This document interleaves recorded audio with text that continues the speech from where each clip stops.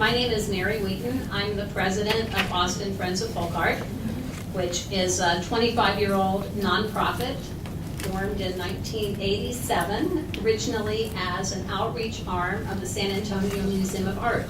Marcia Lucas, who we have here in the second row. Marcia, stand up. Marcia Lucas was the prime mover. She's the owner of an import store in Austin, and she was lucky enough to fall in with Ted Warmbold and some other people in San Antonio who were trying to find a home for the Rockefeller collection of art and the Robert Wynn collection of Latin American folk art. And so they formed Austin Friends of Folk Art as a support for that. But it wasn't very long before the Austin hippies kind of wandered off and started exploring other things. We have just a very broad range of interests. We've had programs on insects in folk art, insects in art. We've had yard art trips. We've been to the Cathedral of Junk. We went to the Toilet Seat Museum in San Antonio. And we've had other trips and other programs. We have an event we do have an event every month. In the summer, those take the shape of movie nights because they're easy to structure and simple when a lot of people are out of town. But I would encourage you to pick up this brochure, which you will find on the back table, about Austin Friends of Folk Art. Our website is listed on the back, and you can always see the upcoming events on the homepage. You can also read about 25 years of programs. They're all listed there, so you can see the programs on dance, the programs on mask making, the programs on egg painting, all sorts of things that we've done. There's on the separate tab a list of grants. Every year at our membership, at our holiday party, we have a silent auction and usually raise between $2,000 and $4,000, all of which goes back to the community to promote folk art through small grants to educators or folk artists. And a lot of that has worked as seed money. So it lets people leverage. They can show they have some support. They can get more support from people who have more resources. And it's worked very well. So that's Austin Friends of Folk Art. We have, when I became president, it wasn't very long before I started hearing, we should work on a folk art museum for Austin. Marcia told me, and community. Susan Bastian has been the lead on the special interest group, which is a small group within our Austin Friends of Folk Arts board, and she's just worked diligently to reach out to other communities within Austin where she sensed that there was support, and it's been very encouraging. So I want to thank you for coming, and thank Susan and the special interest group, Sarah Madera, Sarah Laws, Gloria Pennington, and Kim Smith. And they're wearing name tags that say what their role is, so that when we have a reception, you'll have a chance to talk with them further. But please be sure to sign in. And also, I want to tell you that we've had very good response from the city. We were lucky to get Gloria Pennington on our board right when she resigned from her volunteer duties as Arts Commissioner for Austin. And she put us in contact with Kevin Johns, who's in charge of redevelopment, lots of things. And he put us in contact with Janet Siebert, and she's been very encouraging. They've helped us promote the event. We've talked about some spaces. Nothing's cast in concrete, but it's all looking very upbeat. So right now I'd like to thank Janet publicly for her support so far and for being here tonight, and I'd like to introduce her so she can say a few words to you.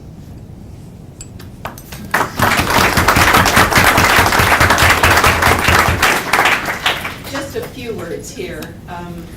As a representative of the City of Austin Cultural Arts Division and Economic Growth and Redevelopment Services Office, a mouthful, I would like to express how pleased we are to be able to support this conversation on a folk art museum in Austin. creative space development is a special initiative of the Cultural Arts Division, and we're really enthralled with the approach that the Friends of Folk Art are taking on the idea of a space for folk art. It's wonderfully open, exciting, it really opens up all sorts of possibilities. And so the city would like to, or the city is going to be watching and participating as much as we can, and watching how you all come up with ideas, the community comes up with ideas, and see where this goes, because we all know that folk art is just a wonderful, it really is a hands-on, you can see the handwork that the artists have done. And it's kind of funny, I was wearing a sweater earlier. It's not that. That's better. Now we're looking at that. Definitely folk art. Yeah. Now we have found objects here, a radio. And oh my gosh. I think it's great, but the question comes up, is it folk art? Well, it's not high art, or maybe it is high art. So, with this kind of question coming up, maybe we need to think a little more abstractly about what folk art is. In the late 50s, early 60s, the anthropologist Claude Lévi-Strauss was trying to figure out where, for good or ill, there's a lot of conversation, a lot of two-way broadcast or poly-broadcast. So that would be one of the issues to consider. Experience, communication, the whole notion of curation of being at the foundation. Okay, some basic models. Late part of the 18th century, Charles Peale, an artist, created the first American museum. I think it's interesting that an artist put this together because, again, curation, you could think of curation as an art form that the pieces that go into the art are art pieces. It's an art sitting on top of the art. Of course, we have the image of the Louvre, which when people mention museums, that's often the first thing that comes to mind. But we also have a living museum, and we can think of the living museum as basically curation of processes and techniques, and basically an environment, a picture, if you will, that people are invited into to participate. Or we have the Institute model. We have the Round Top Festival Institute. It happens to have a building, or actually a campus, and what does it do?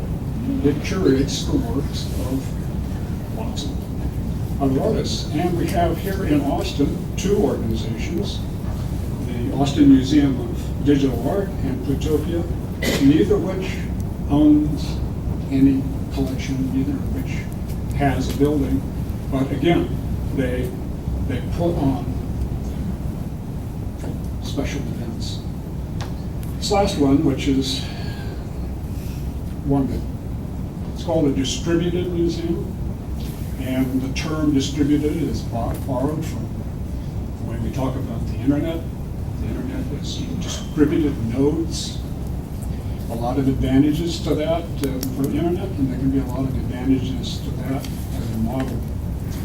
I teach a course at UT in the School of Information, Digital Media Design, and this last fall I gave them, one of the projects that I gave them was to develop a distributed museum model for a folk art museum in Austin. And I gave them as a source of inspiration the East Austin Studio Tour. Some of you may have taken part in that. And I also made the requirement that they could only use off-the-shelf technology. no new stuff, just stuff that was really standard, and in fact, I even went further than that. I want you, as much as possible, to make use of the devices that people already have, cutting down your costs, just like that.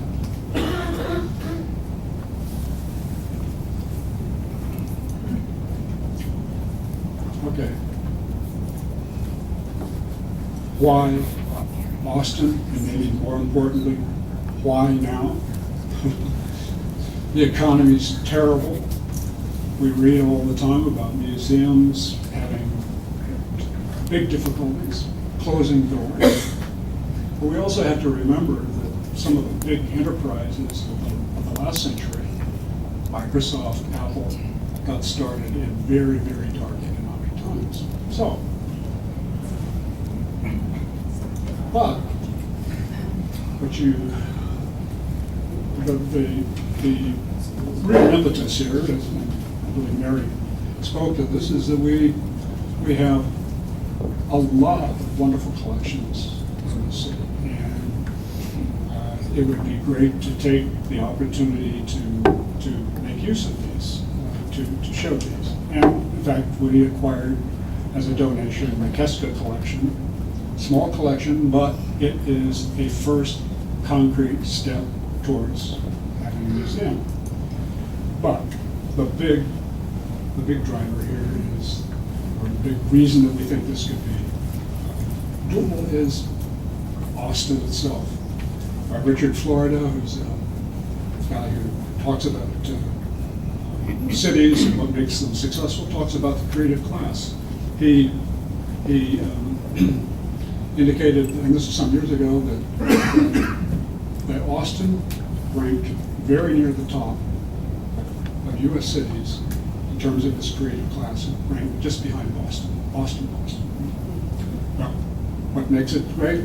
Thriving arts scene, universities, digital technology. Now he talks about advanced technology in general, but I'm calling it digital technology, is obviously it relates to the topic here tonight. And of course, a city administration that is very much in tune with the arts, what makes the city great. And Texas, Austin has an international brand. Everyone knows Texas. Yes.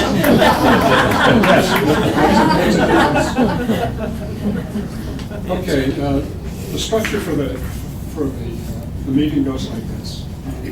We broke it into 3 parts. The first part, short discussion, where we'll talk about, call it the nuts and bolts, the practical aspects, the constraints that are involved in making a museum. You have to, if we're going to design something, any designer needs to know what the constraints are. So we'll talk a little bit about that. I won't come to any conclusions, but we'll at least have some sense of what those are. We'll have question and answer after that, so that we can get a feel for what everyone wants to talk about. The second section is going to be the brainstorming section, and that is, of course, probably the most fun. The last section will be next steps, and that's where we'll talk about the practical tasks that lie ahead in order to get this thing started. So the Keska collection was the first step towards a concrete name tags across the front, and from left to right we have Ned Rifkin, we have Gary Hoover, we have Marion Ettinger, we have Sherry Kafka-Wagner, we have Lance Aaron, and myself, Susan Dancian, and launching right into the program. So I think that, can you all hear me? I did turn the mic on. No? Yes. Yes? Yes. I'm sort of a loudmouth babe anyway, so, okay. I think that Mary and Kim set up the issues quite well. Difficult time for cultural institutions right now. We asked our panelists to do homework, and isn't it nice to give the teachers homework? We asked them to imagine what a folk art institution might look like. And we asked them to, and I think Kim set the stage for this quite nicely, we asked them to move out from the visual into other areas in their imagining. And certainly our initial idea of a folk art museum started, as Mary said, with these wonderful collections that are in the area, things that will never be made again, that we want to cherish and preserve. But folk art is more than the visual. It's performing arts, it's music, it's dance, it's storytelling, it's ritual, it's foodways, it's so many other things. And perhaps by incorporating all of these things, one can feed the other, one can help to preserve the other.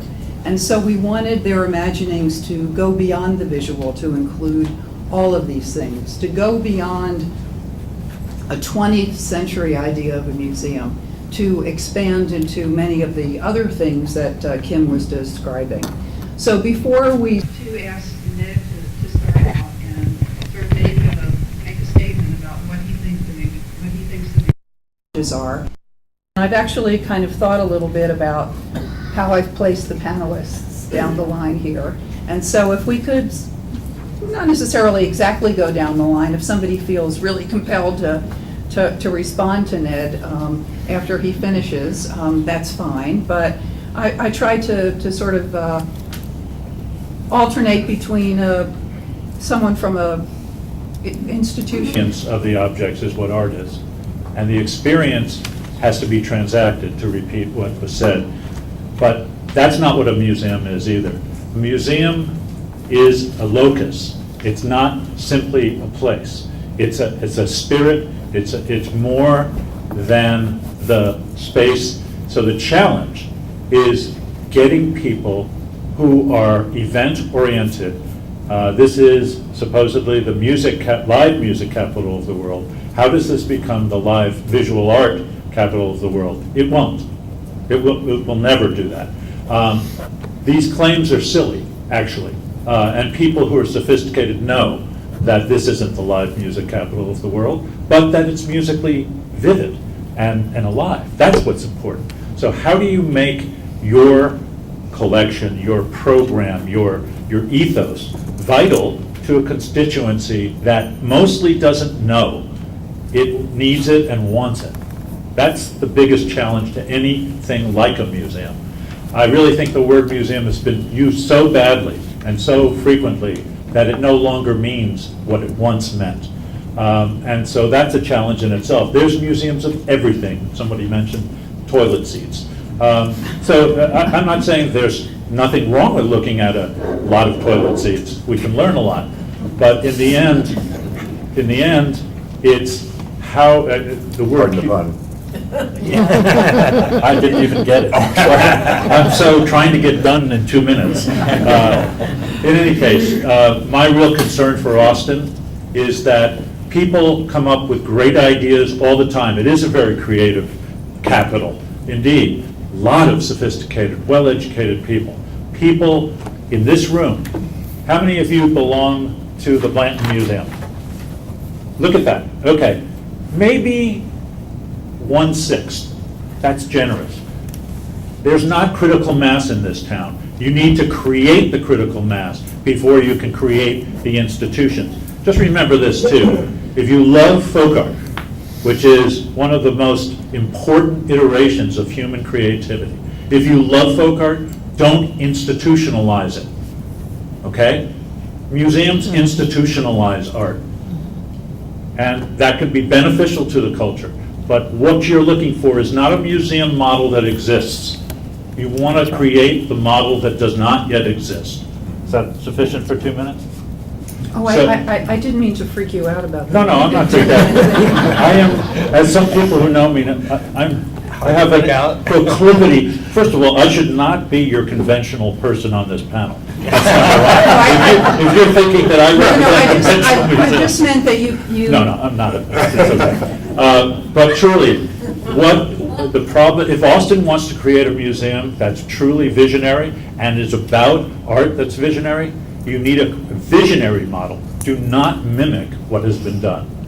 Okay? That's the greatest challenge, because people with objects want them to be deposited so that everyone can enjoy them, sure.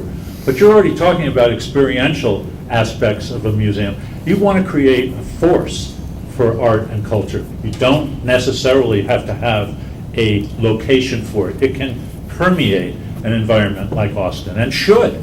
Austin is event-oriented. Create the events, and that can include exhibitions of art, but it doesn't have to be conventional in any way, shape, or form. I think I've said my piece to start. If you don't mind, I'd like to just sort of comment on, I think you're right on, and I think the big challenge for Austin, for Texas, in terms of a folk art museum, is to be something that's new and just isn't reinventing what has been done in other places. And the notion that all art is folk art is, to me, important. Yeah. And also the notion that art dies, folk art dies and is born every day is important to realize. And that while we have a limited acquisition budget in San Antonio, and we tend to strive to acquire things that are made and used by small communities for members of the community, rather than exported and so forth. That's not the limit of folk art. I mean, you have all of this stuff that's going on in Austin is all part of folk culture, and to sort of plug into that, as you, I think, are suggesting, is really probably the successful part of it. I mean, look at how we've all seen Days of the Dead ceremonies, which all have in abundance here. We have all over the United States. When I first came to Texas in '85, first of all, it was prohibited almost. People just didn't look at death that way. Now, even in the most conservative of Northeastern families, you find this kind of local altars and honoring the deceased and so forth. But the fact that if you go to Mexico now, and virtually everything that's there is made and sold in mass by moles and so forth, it's probably bought in, God forbid, Walmart. But does that make it any less folk? No. It's all part of an evolving and a bona fide phenomenon. And just identifying this moving target, I think, and that's where the energy is. Yeah. I think that's a great point. But it's really elusive.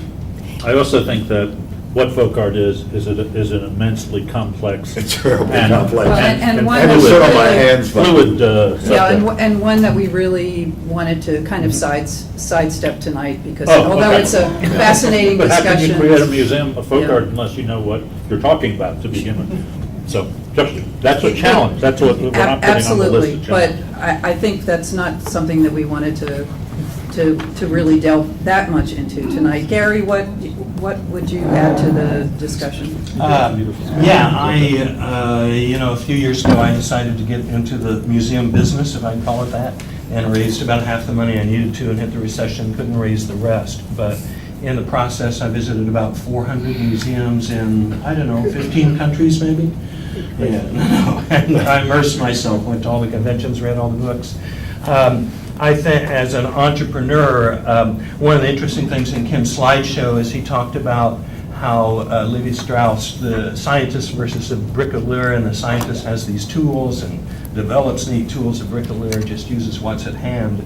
And I thought it was interesting because one of the many definitions of entrepreneurship that goes around, a very popular one out of Harvard Business School, I think, is when you compare the corporate world to the entrepreneur, and I think there's some parallels between the whole concept of an institution and doing something new and cool.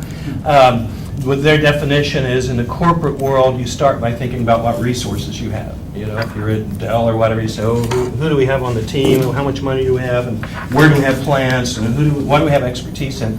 And an entrepreneur is defined as somebody who doesn't even talk about that.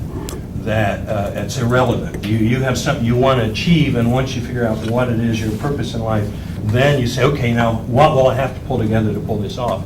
And how can I achieve my goals with the least resources? True entrepreneurs are the greatest conservationists if they're really doing their job right.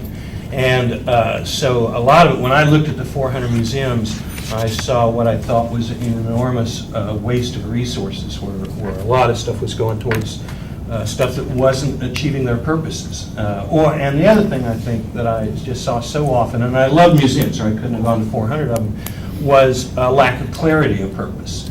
Trying to serve 6,000 changes going on. So one thing you have to be thinking about if you're thinking about making a museum, you're not making a thing, you're making an ongoing process. And you have to design for that process to keep going over time so that it keeps redefining itself. And one way you do that is by being in conversation and in communication with your public and your audience. I just heard Stephen Greenblatt, who teaches about Shakespeare at Harvard. He just said, he was talking about, they asked him about why Shakespeare became so important and critical in the English-speaking world out of his time. And he said, well, you know, Ben Jonson and Christopher Marlowe both wrote brilliantly, as brilliantly as Shakespeare in just their basic ability to write. But Ben Jonson spent a lot of his time with editorializing in his plays. And Christopher Marlowe was big on the monologue, but he said what happened in Shakespeare is he truly made dialogue. And in that dialogue, the audience has a chance to begin to put their thoughts and ideas in. Now, much of museums have been editorializing and monologues, and now we're going to have to figure out how to make this dialogue. And that's one reason folk art is exciting, because folk art offers a lot of opportunities for that kind of dialogue to happen in many different ways. That's my 2 minutes. Okay. Lance, I wonder if we could finish with you, and perhaps if you could bring the folk art element into it a little bit more and help us think through what folk art might add to this in terms of what unique elements it might add in terms of challenges and opportunities. As a collector, and the collector that started out collecting the fine arts, painting and sculpture, but then broadening. You're a little bit more Sure. soft-spoken, so I just want to make sure we get you on the recording. Okay. And then becoming a very passionate collector of folk arts, writing about folk arts, curating a collection. One of the first things, and maybe one of the challenges, the most important challenges, is the product itself, the quality of a collection. How do you make an important collection versus an accumulation, which is very easy to do, and there is a process, and that museums follow, and before something is brought in and something is ascensioned, and I do go, I guess, towards a philosophy that museums in general, at least historically, are there to try and preserve and share with humanity the very best examples. That's one of the important purposes of a museum.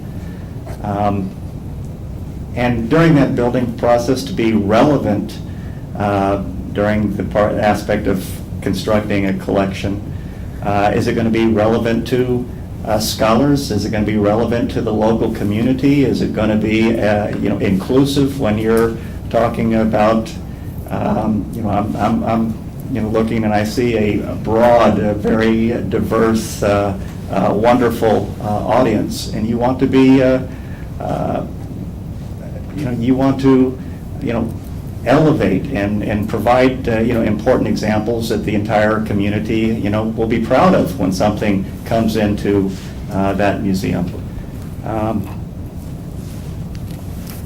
Okay, so I think you put a number of really interesting issues on the table in terms of the collections that people might bring and what is in the collections, and perhaps something that we could come back around to later. I'll take a comment from Marion, and then we'll go to the audience. Well, and I don't want to spin it, but I agree with what Lance has said about quality. The problems that we face, and I think all of us individually, and maybe those who are associated with institutions face, is that, well, let's just speak individually, I don't claim to deal in the truth. I bring to the audience that I relate to, my perspective, which is a measured perspective. It's something that's the product of my upbringing and so forth. But to take a Mexican dance mask or an African tribal mask or what have you, and to claim that I can speak for that mask, my comment brings something to the discussion. But at every level, from the time that mask left, Central Africa and came through, to the Capitol, to a collector, to a gallery in New York, to, an auction, to a museum, there are so many different perspectives. And none of them are the truth. But I think if you can take a piece, like Lance has a wonderful collection of folk art, but if you can take that piece in the ideal environment that we want in San Antonio for our whole collection, not just folk art, is to have the funds and the wherewithal to bring different sets of eyes to look at the same piece and to offer their perspectives, and we can approach truth that way, I think. And I mean, if truth is worth pursuing, I'm not sure at the end of the day whether it makes any difference or not. See the skeptic at the age of 70. So certainly lots of issues. Anyhow, there's just so many. Yeah, issues with provenance and issues with interpretation, issues with conservation, issues with quality of artifacts, and for collectors, issues of, are the collections going to be kept together? How are they going to be displayed? I think there are many, many issues that would need to be addressed. But because we do want to spend the majority of the time this evening on brainstorming on creative solutions, I would like to finish this section by opening up to the audience for 5 minutes if you have any questions about challenges, any issues that haven't been put on the table that you would like to put on the table. Please do so. And we have a couple of shouters. If you can't speak up, we have a shouter on each side of the room, but please do your best to shout out because we don't have handheld microphones for everyone. I'm not at my best shouting. The various ideas of just distributed patterns, things like putting in schools, putting in businesses, very small little exhibits that can be traveled around even other parts.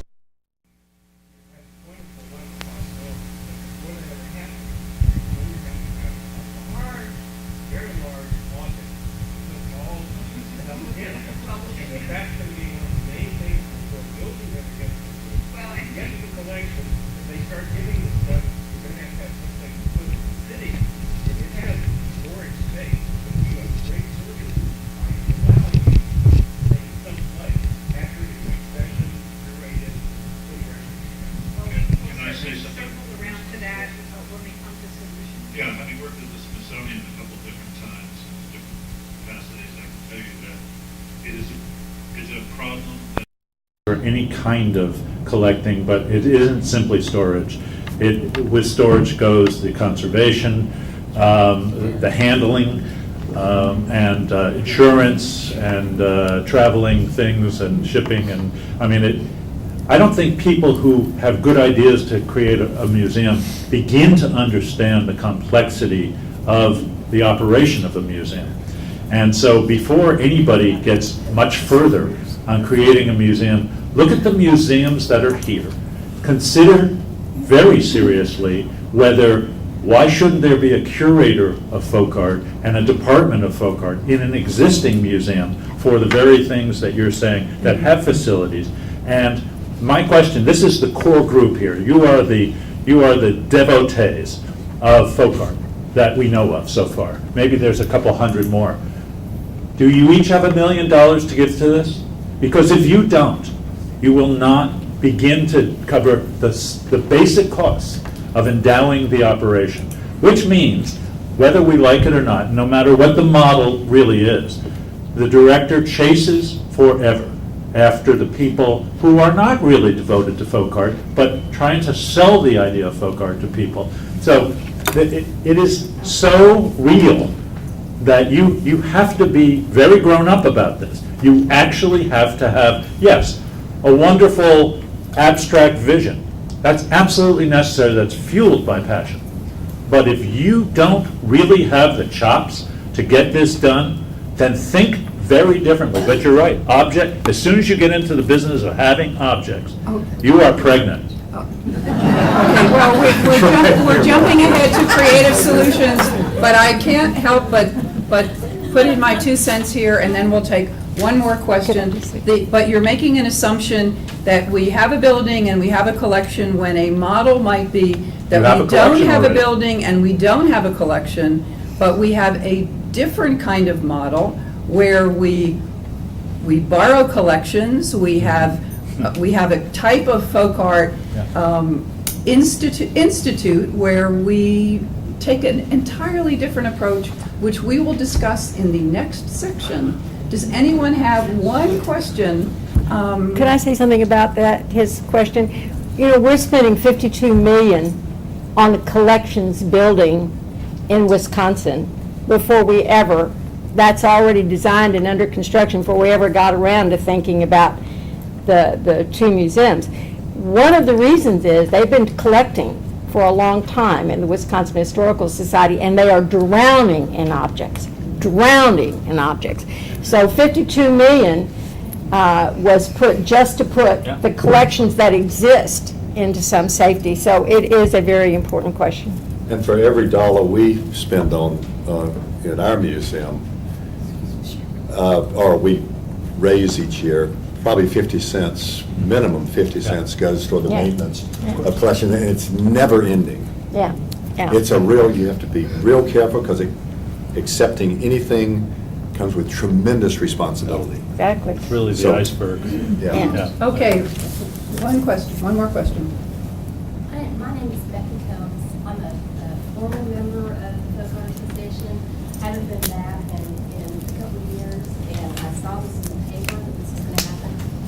And I was so concerned about what it was about all of you out there who have these wonderful collections that you don't know what you're going to do with.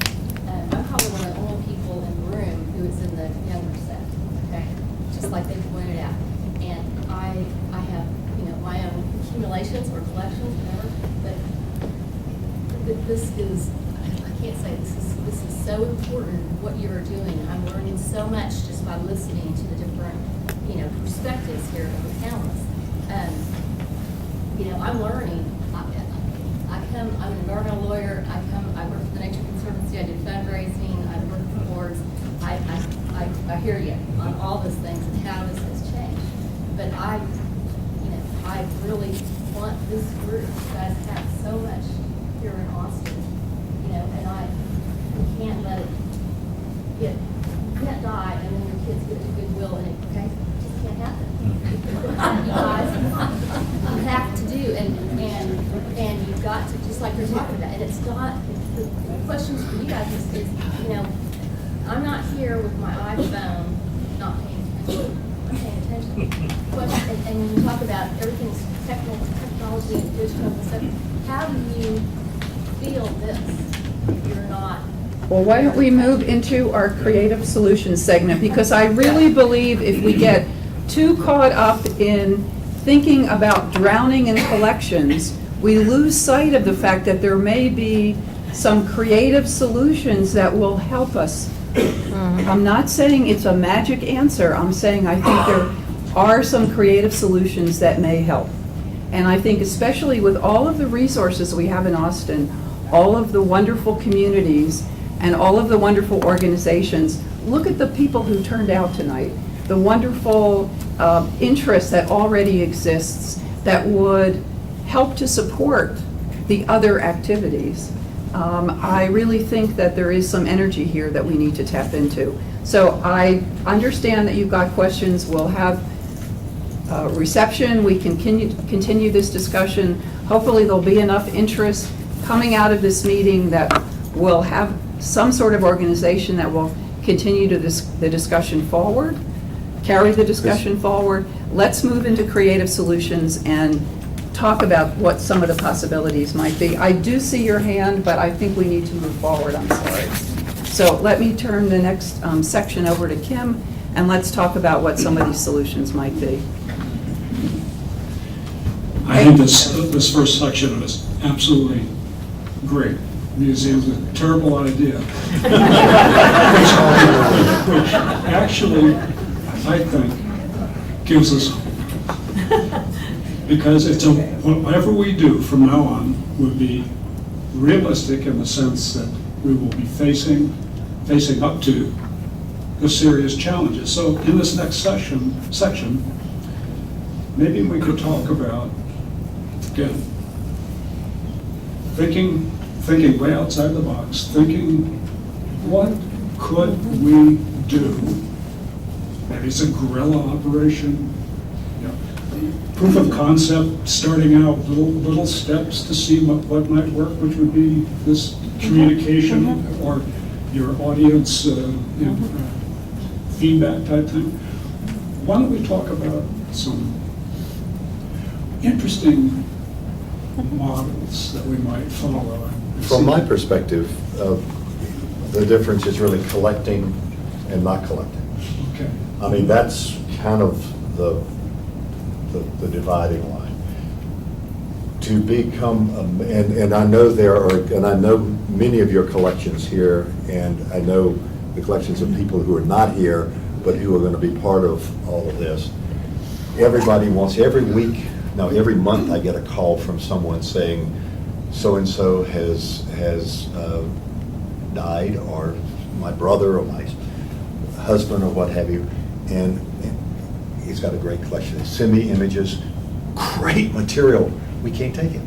We cannot take it. We want 2 pieces out of it, because that's the only responsible thing at this point we can do. So our burden is collection maintenance, and that's where all the cost and the security and the temperature control, all of this stuff. Is there a way to kind of do a little bit of that and a lot of the other stuff, like engaging the community, and, in other words, not let it be so collection heavy? Anyhow, that's the question. Sure. I think the most successful exhibit of at least the last 10 years, maybe the last 20, was the History of the World in 100 Objects by the British Museum. And that was such a fascinating thing, because what they did is they opened it up. They divided up this is a history of the world.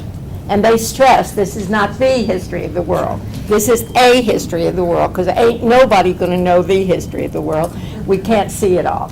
But what they did is they made the sections, and then they put together, the BBC and the museum worked together in this partnership. And what I think you have to look for in this age are what I call win-win-win partnerships, where you bring people together. And they decided, we're going to do this on the radio, because we want people to use their imagination to see these objects. And they took the periods of history, and they brought together people from the BBC, people from the museum, and outside experts for each time, and people from local communities. And they picked these objects. And they had these 15-minute radio shows, which the director of the museum talked about the object, talked about the history. At the same time, they had all these connections with all the regional museums around. And on the website, they were looking for their objects, and their community would come together. They'd have their radio show. They'd figured out what the object that told the story of their community.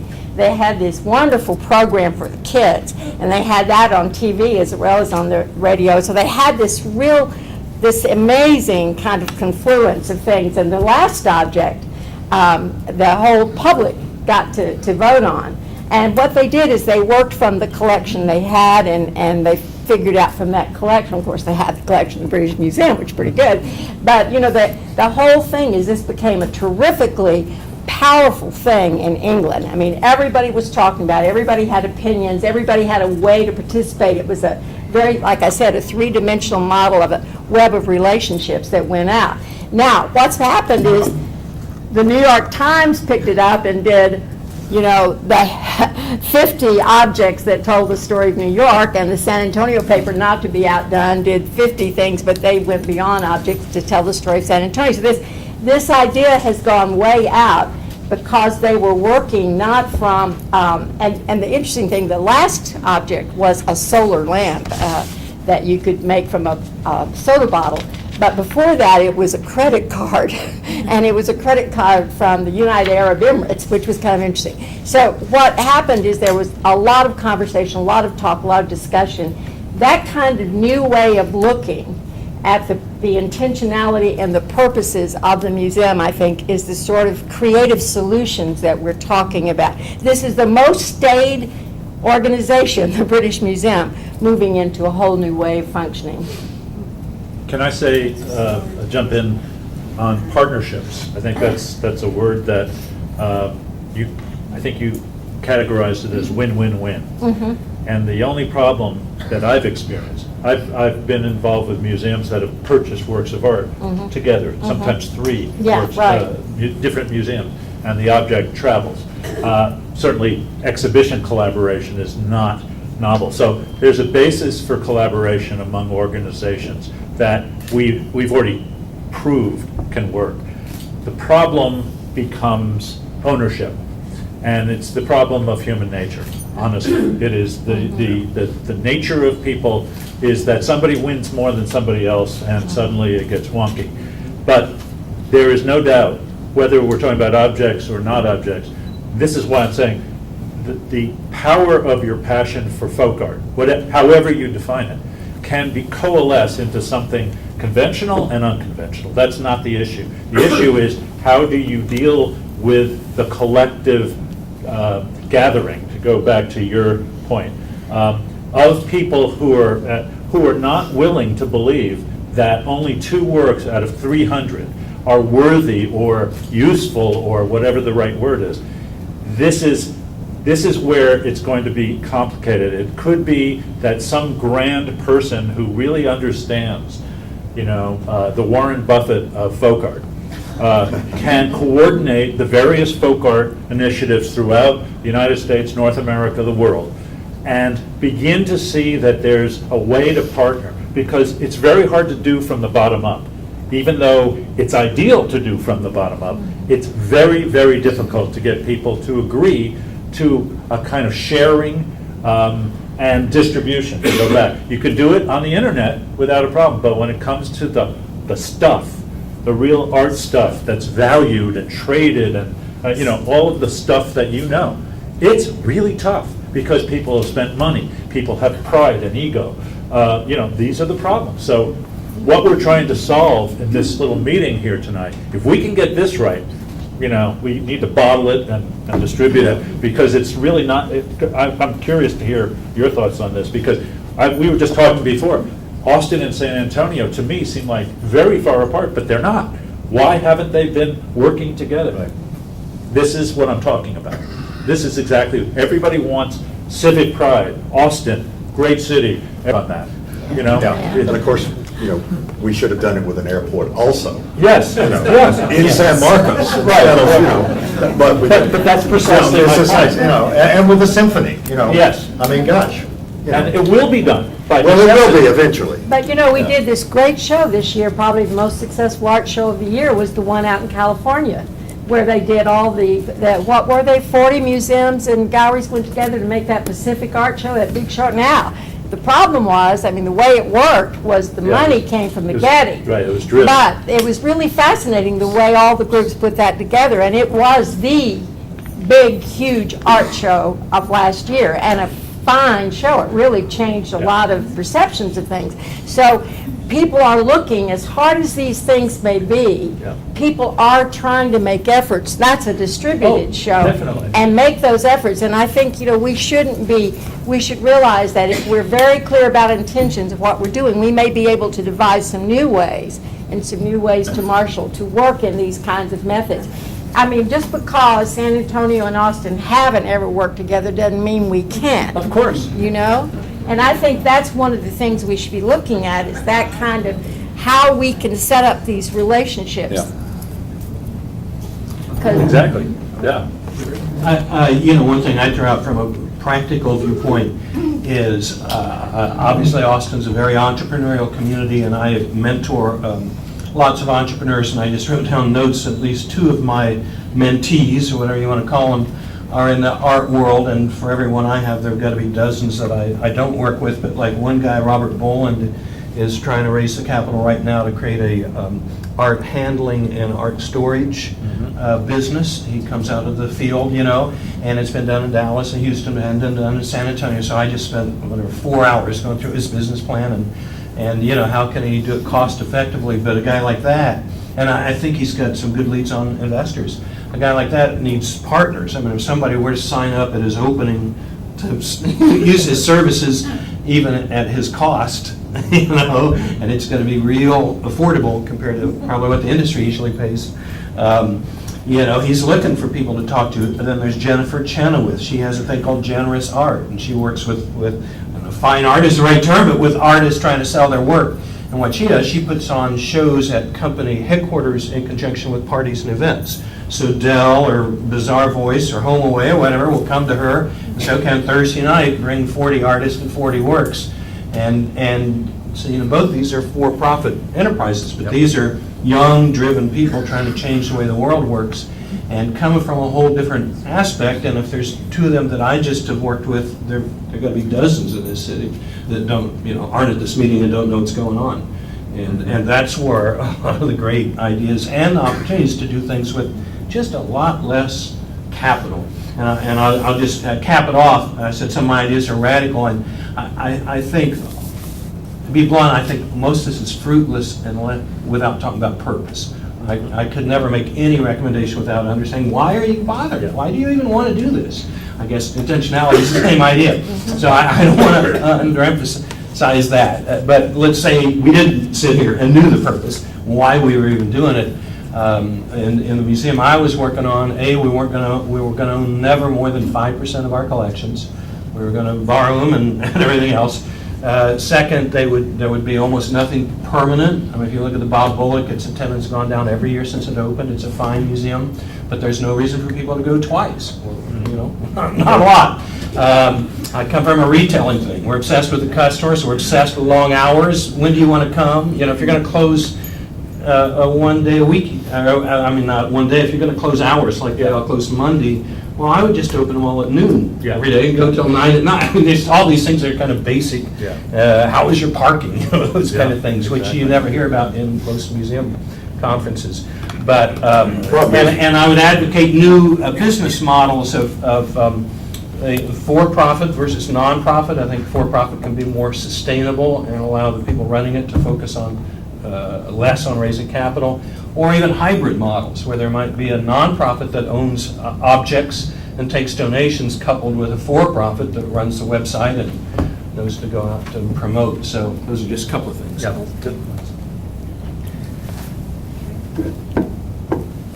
Well, for my position as a collector, I think the collection is really a critical starting point. As if you're not collecting, then the museum part is not something that we would be here talking about. After to set up and to decide and make that as part of the bylaws as a group that we're going to collect, I think is a very critical. Very critical. Myself, as a collector, I would say, yeah, I think that is something that would be vital to maybe bring in a new dimension for the future.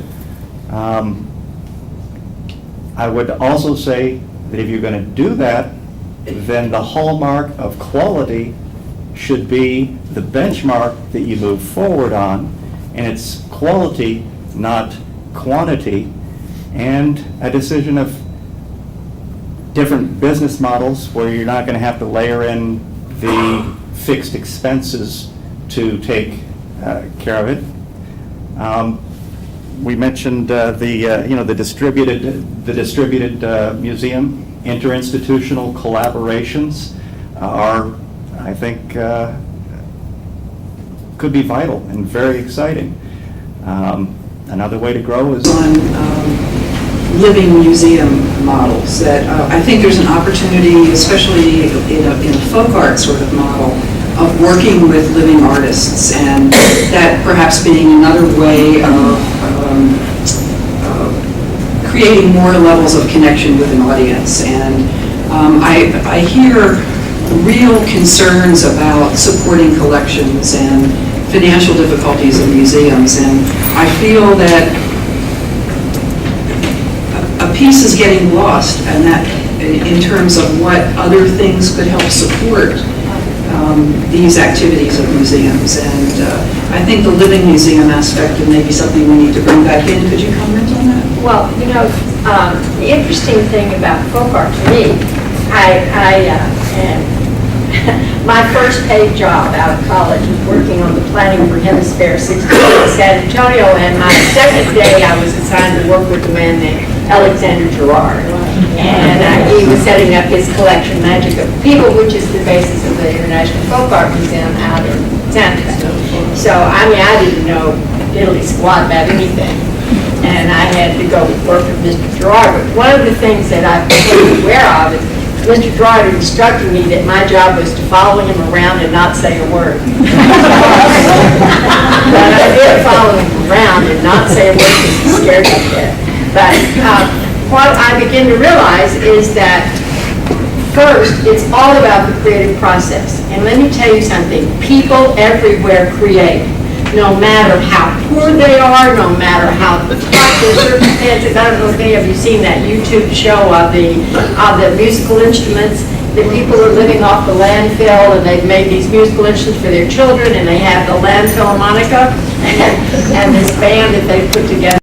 Everywhere people make things, and Mr. Gerard was very aware. That's how he got interested, he himself.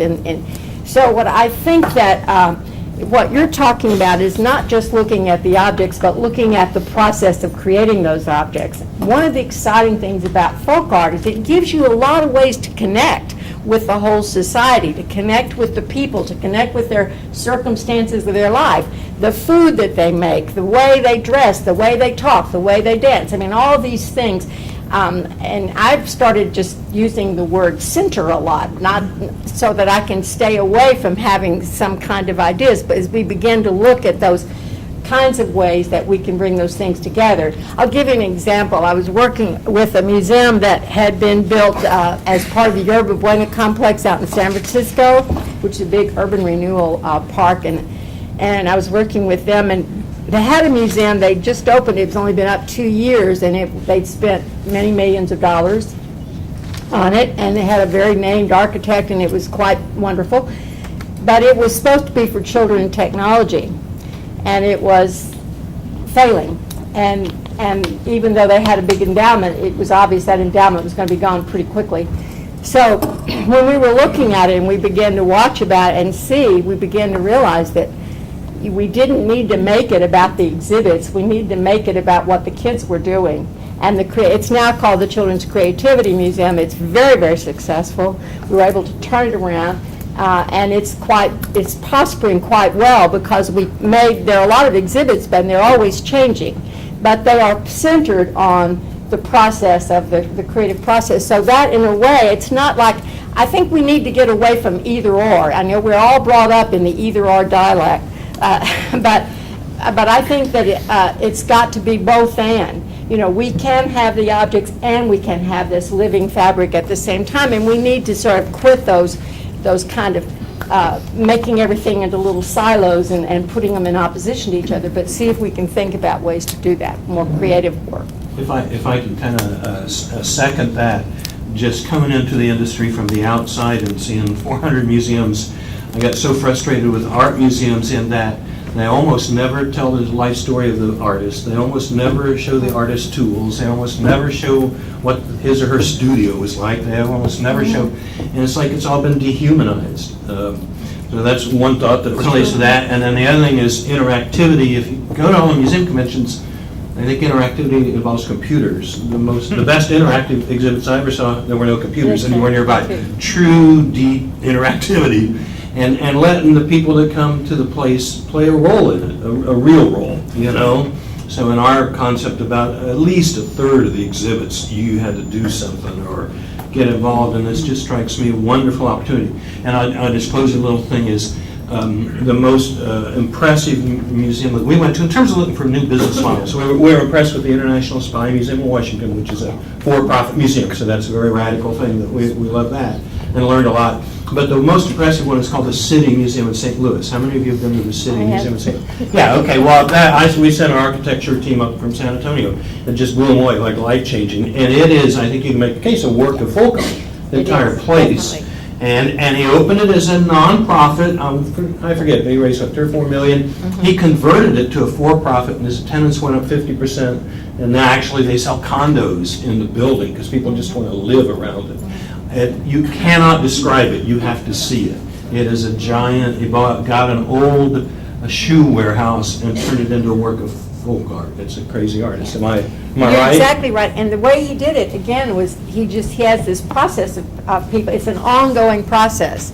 So there's a group of people, and they come in and out, and they're continuously saying, okay, we've got this, it's this huge place, this big old, oh, there's a room over there. What are we going to do in that room? Then they all get together, and they bring in people to help build it. It goes on changing. So they structured it within this kind of And way. kids and adults love it Yeah. equally. Yeah, And it's in exactly. a warmer, tough part of town. You would have said it would just died on the vine. No, and you can go there time and time again, and you're always making new discoveries, which is really, really important, is to have people continuously discover. Yes. Excuse me. So, I think that everybody's in agreement that a brick and mortar new museum isn't going to happen. We have plenty of examples of failing institutions already. In the Statesman article, they talked about the New York Museum that just sold their new beautiful architected building and moved back to the little place they were before.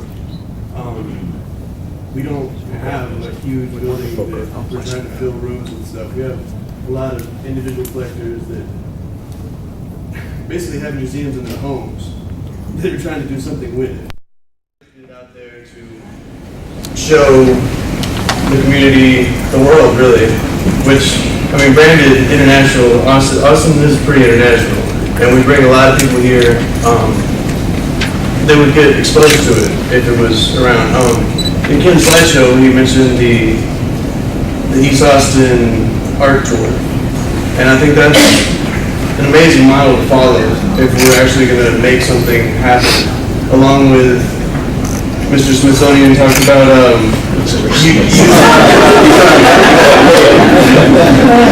using what we already have, the San Antonio Folk Art Museum, the Blanton, Bob Boyd. I mean, museums already have that, just a little section to promote the distributed tour, basically, which would be the folk art tour of Austin, you know.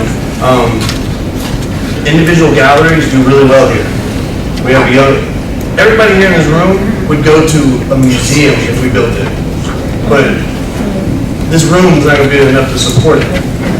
I think, if I could jump in, I think that one of the things that we really want to do is to work with and support all of the wonderful communities and organizations that already exist in Austin. All of the wonderful communities and organizations that I have been able to do. And I could spin a story, I mean, just give me a topic and I could spin a story. We have a wonderful organization in town called Austin Dance India, internationally recognized Bharatanatyam expert. We could coordinate with the Indian classical musicians, dance circle or whatever, the classical musicians circle, and the dance performances that she does a couple times a year, a wonderful exhibit of the costumes and the myths. We could do something with the Central Texas Storytellers Association. We could tap into all the wonderful resources that we already have, not reinvent the wheel, but supplement and support all of the resources that we already have. And in doing so, create something new. Support them, not just the museums, but the organizations and communities that we have.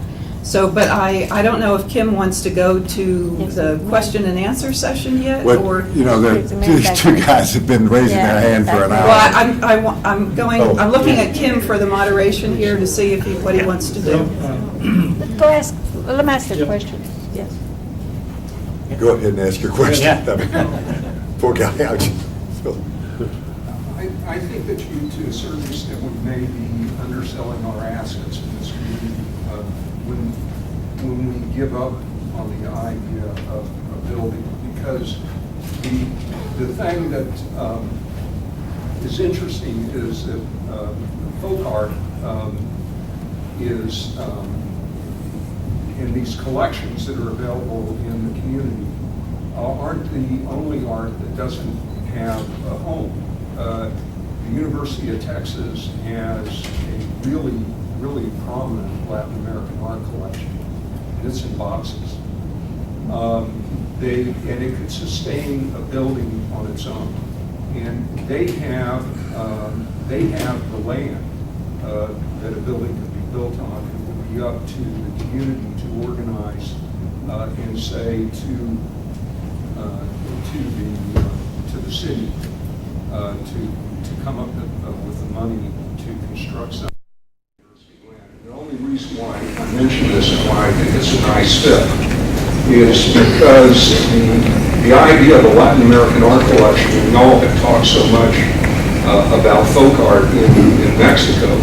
This whole idea, 25 years ago, the Modern Art Museum, primitivism, modernism, these kind of things meld together.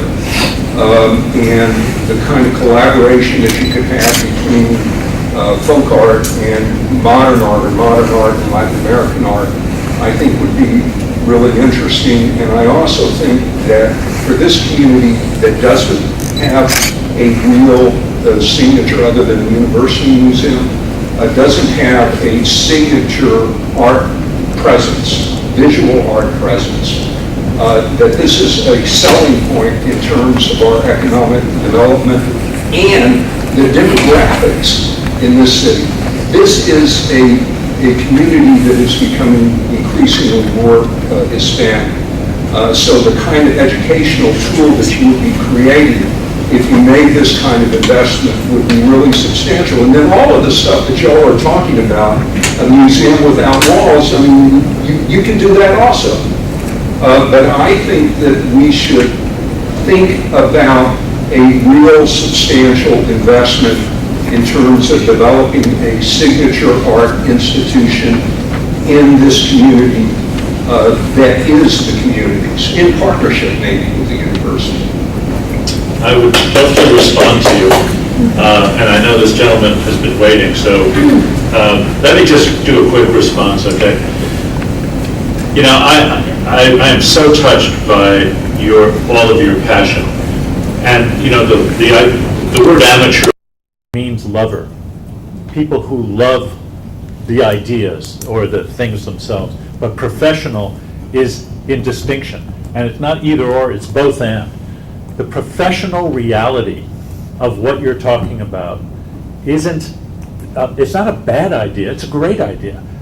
This city cannot and has not supported a visual arts institution ever, ever. The reason I stepped down from the directorship of the Blanton is because I don't want to spend my time looking for nickels and dimes here.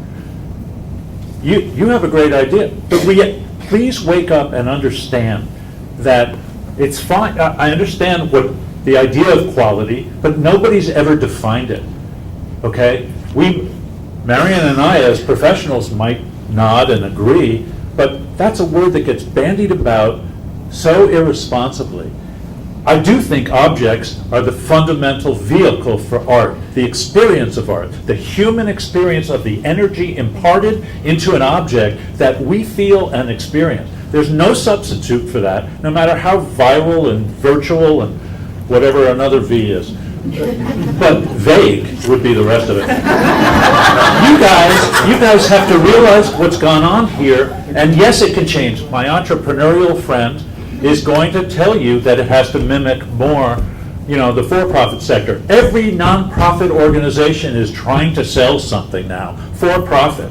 And there are museums that are selling its collection in order to continue to, major museums that are doing it. You've got to realize, please, this is not just a good idea for civic pride.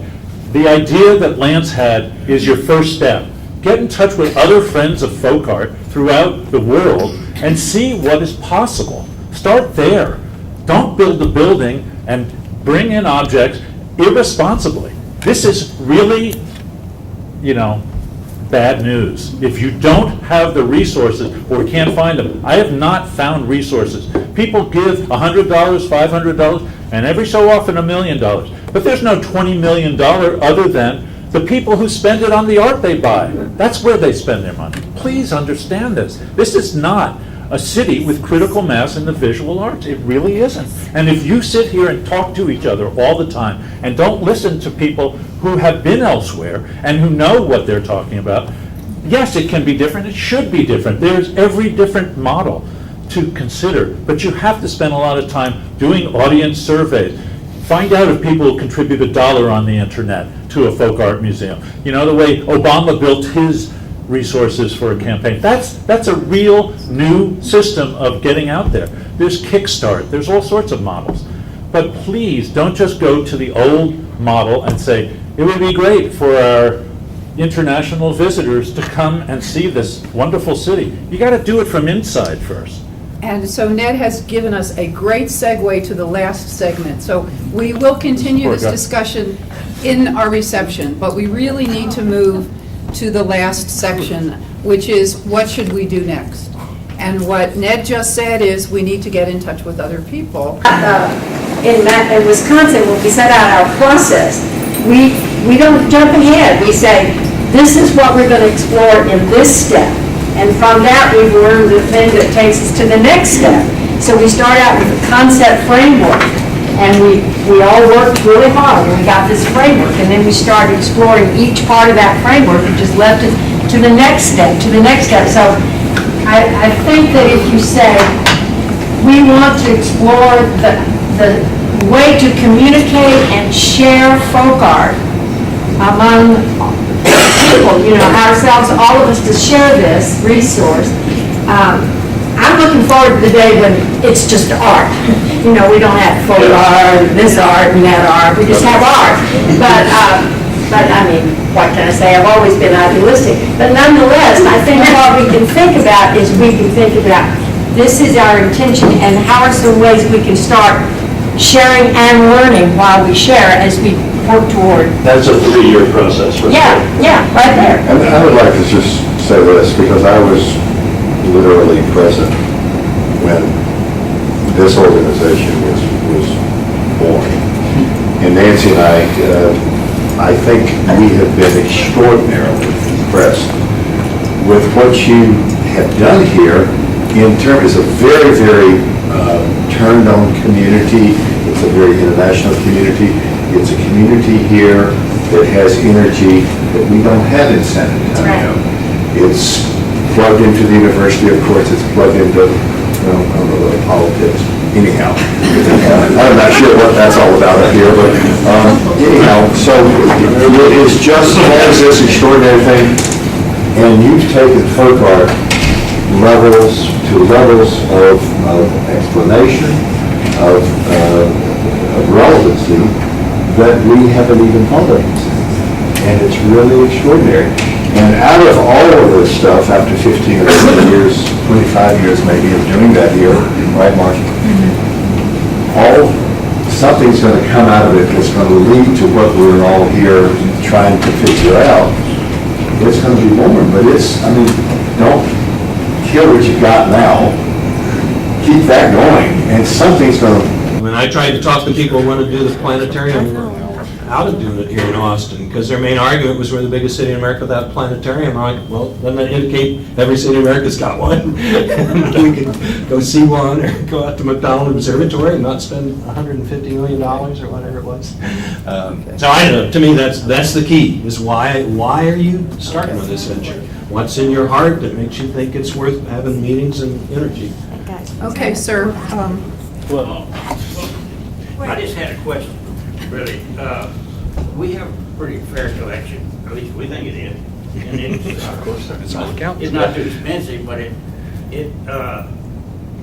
really is very, probably, we got it in Mexico, low cost, a lot of, trips around Retablos and Santos and that kind of stuff. And it's almost all religious oriented. What happened in the art world collaboration with the church? They've got all kind of facilities to show stuff if you wanted to have exhibits and everything. Is that a gap there or something? It would sure seem like you would find, at least for a lot of folk art, which seems to have a religious background, or that's kind of the way it started, there would be some way to interact with some level of they have all kind of facilities. Is that in today's world, is that an impractical question? Do they resent what you do? Or? No. That's a hope thing. Well, I will tell you that the National Science Foundation, some years back, I worked on a grant that they gave to the Education Development Center in Boston, and we did an exhibit on Nubian archaeology that we designed specifically to go to churches. Underserved sites, which meant us going to churches, to Boys and Girls Club, to places like that. We thought we toured for 5 years, and we finally just had to say, it's got to come in and be stored. It's been used up. And so I think that's a good point. There are a lot of facilities and things, but we have to design so that they could do, we designed this exhibit so you could set it up, it could travel on one truck, and you could set it up with one tool that we included because we knew volunteers would be doing it. So that's an idea, that's a good one. Use the idea of partnership, Yeah, it's a good idea. And we did work with churches, yeah. Okay, so Mr. Poole. Mr. Poole has the wonderful yard art exhibit, MLK, that I'm sure you have all seen. Yes, it's great. And I'm so thrilled that he is joining us this evening. Our greatest folk art museum has been we the people. We the people taking yes, yes, and a no, no, don't do this, don't do that, I never say never, and change it into just the opposite. We need to build a building that has a door that's not a door, a wall that is not a wall, a roof that is not a roof, and inside that is until it is the outside. And who should pay for it?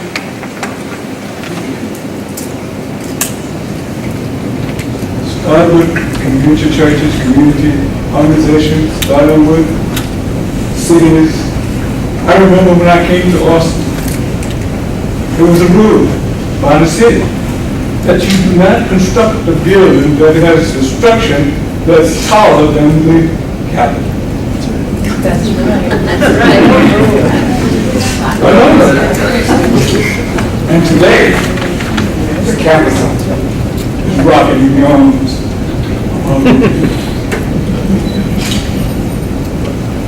Who should pay for it? The state itself.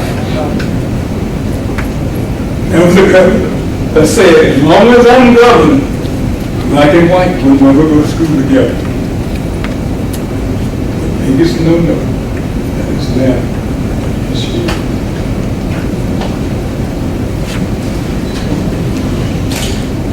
If God had wanted man to fly, he would have given him wings. But no. And today, we fly faster than things that they have to do. As a matter of fact, we copy. Very inspirational words for us. That is what this oil should be about. But it was like this. Things like this. Everybody pays. Everybody don't mind paying. Because I see. I remember when I was in the first grade, third grade, second grade, and our parents come over. We dismiss all the subject or area that we doing and go outside and watch that airplane as it fly. And as long as we could see it, we were watching it, it was drawn inside. Today, if you're in class, Western mother is coming by. So, Mr. Poole, I wonder if you cede the floor to the gentleman in the back, who I think is being...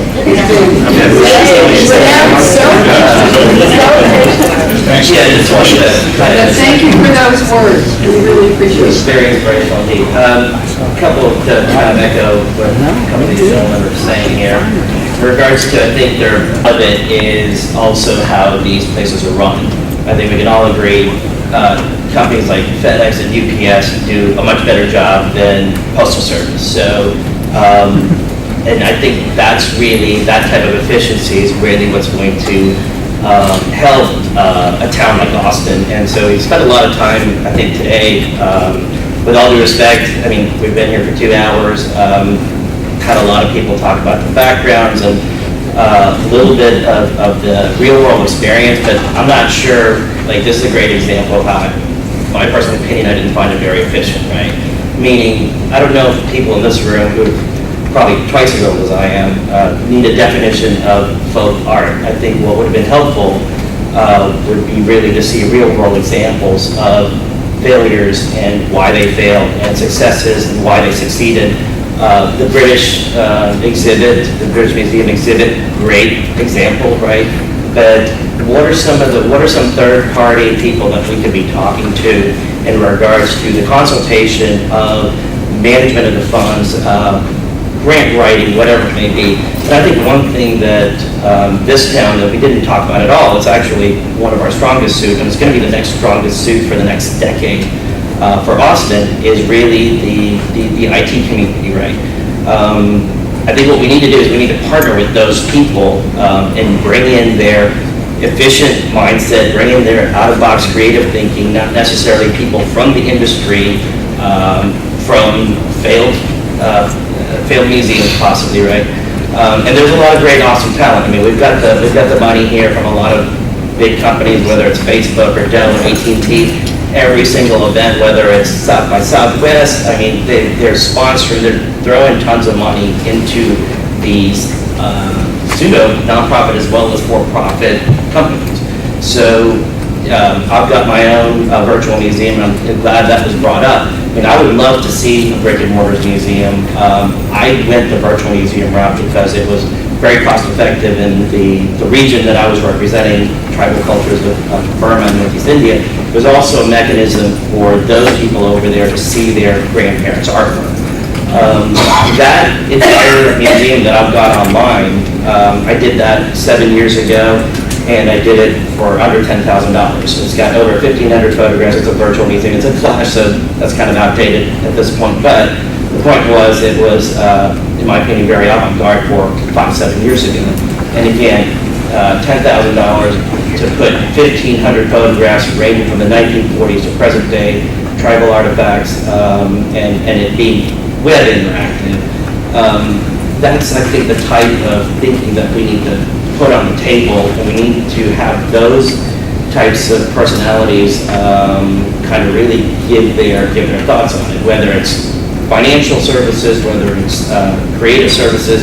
We've got tons of great creative companies in this town, Frog Design, McGarrett, Jesse, who do a lot of creative brand work for the companies that are making it. So just really feel like those are the types of things that we probably need to be talking about from here on out. A little bit more constructive, a little bit more solid and substantial, right? And the other thing, in tune with that is take photographs and scan them, and sure, it's easier and cheaper than it's ever been. Sure, a lot of those same technology is still around, though, right? Whether it's creating a CMS system, and even what we're talking about right now, I mean, we could potentially reuse existing CMS that called on. But if I could if I could sort of pull things back in. We will have at least a half an hour, 45 minutes for discussion during the reception. One of the things I wanted to touch on before we finish up is the fact that the Austin Friends of Folk Art is a small nonprofit organization that supported this initial discussion, and a very small group of 4 or 5 of us who worked very hard to pull this together. But to take this forward, we really need to create a separate organization. And that's why we were asking all of you to sign in. Hopefully you all did. If you didn't do that beforehand, please take a moment to do that before you leave tonight. We'd like to be able to get in touch with you and to take this effort forward, to at least continue the discussion, to see how we might best tap into all the creativity, all the talent, all the community organizations that already exist in Austin, and find a way to make this work, because many of us think that it can. If you would please do that, and I think Mary has a few closing comments. I'd just like to say, please support the museums and ballets and performing arts and all the other arts that exist already, because they are struggling, okay? I agree with everything that you said. Tremendous creativity, lots of wealth, but you're not supporting what exists. Got it. Yeah? Yes, Thank you to the panelists, thank you to the audience. I've never seen anything like that. Like they said, it's just the very beginning. We have 130 people in our organization. We would like to grow. It's membership time, so if you would like to join and participate in one educational activity about folk art every month, that's a good place to start. As Susan said, the effort towards a museum it has to be way bigger than Austin Friends of Folk Art. We brought him up in November for about 5 days and set up speaking engagements with him in the community so that he could speak to students at Travis High School, at Austin Community College, and at Mexicarte. So that's one of the things that we're trying to do with Living Artists.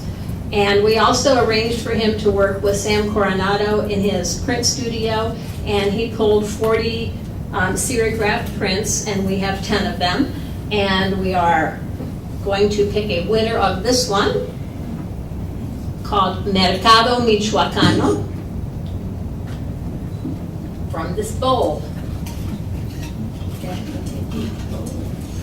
Yeah.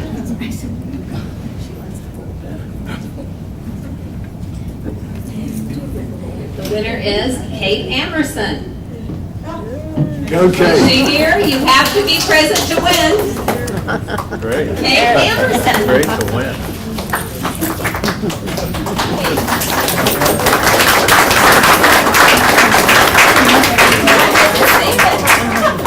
You're welcome. And now I invite you to adjourn to the foyer where we have international reception of desserts set up for you. The reception will also be in this area after we move out some of the chairs. That'd be great. That'd be great. No, I love your facility. Nice to meet you. Oh, yeah, no, we'll have to talk. Shoot me an email, we'll have lunch or something. At Brenda. Didn't see you. I was a